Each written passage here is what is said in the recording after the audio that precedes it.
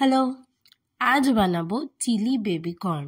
প্রথমেই baby কর্নগুলোকে magic করে কেটে নিলাম।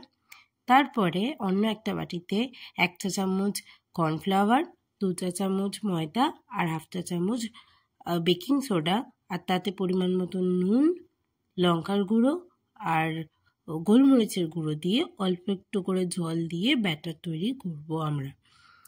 এবার অন্য আরেকটা পাত্রে আমরা জল গরম বসাবো, তাতে অল্প নুন দিয়ে আমরা বেবি কর্নগুলোকে সেদ্ধ হতে রেখে দেবো 7 মিনিট মতন। সেদ্ধ হয়ে গেলে সেদ্ধ বেবি কর্নগুলোকে ব্যাটারের মধ্যে ভালো করে স্নান করিয়ে নিতে হবে।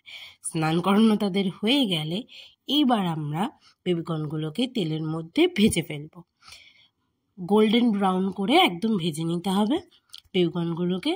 লাল লাল করে ভাজা হয়ে গেলে বেবি কর্নগুলো আমরা এবার আস্তে আস্তে তুলে নেব অন্য আরেকটি পাত্রে, এবং অল্প সামান্য 1 চা চামচ থেকে 2 চা চামচ তেলের মধ্যে একে একে পেঁয়াজ কুচি দিয়ে দিলাম।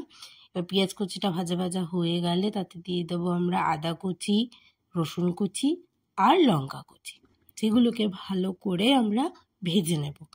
আর ভাজা হয়ে গেলে তাতে এবার দিয়ে দেব আমরা ধনেপাতার ডাঁটিগুলোকে একদম মিহি করে কেটে দিয়ে দিয়েছি। এবার সবটা ভাজা ভাজা হয়ে গেলে তাতে আমরা পরিমাণ মতন দিয়ে দেবো ভেজিটেবল স্টক বা গরম জলও আপনারা ব্যবহার করতে পারেন। তাতে 1 চা চামচ দিয়ে দিলাম ভিনিগার এবং 2 চা চামচ সয়া সস। এবার 1 চা চামচ তাতে আরও দিলাম টমেটো সস।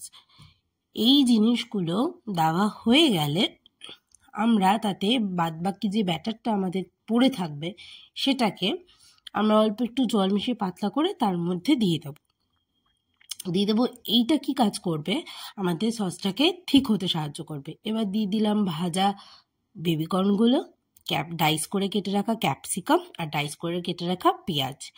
এবার সেগুলোকে দিয়ে আর একটু অল্প দিয়েছি আমি পেঁয়াজ কলি বা স্প্রিং অনিয়ন, যেটাই আপনারা বলবেন। তারপরে ঢাকা দিয়ে জিনিসটাকে কষতে দিতে হবে। তার মাঝখানে দিয়ে দিলাম অল্প একটু চিনি পরিমাণ মতন, অল্প একটু নুন দেব আপনাদের টেস্ট অনুযায়ী অবশ্যই, আর একটুখানি কাঁচা লঙ্কা দিলে আপনি দিতে পারেন। আমি অপশনাল হিসেবে দিয়েছি এখানে লঙ্কার গুঁড়ো, এবং পরিমাণ মতন দিয়ে দেবো আমরা গোলমরিচের গুঁড়ো। সব কিছু দেওয়া হয়ে গেলে এটাকে ভালো করে কষিয়ে আমরা ঢাকা দিয়ে কিছুক্ষণ রেখে দেব, যতক্ষণ না দেখব জিনিসটা একটু গা মাখা মাখা হয়ে আসছে। যখনই দেখব গা মাখা হয়ে এসছে বা যখন দেখব প্যানটা ছেড়ে দিচ্ছে রান্নাটা আমাদের, তার মধ্যে একটু ধনেপাতার কুচি দিয়ে আমরা সার্ভ করব আমাদের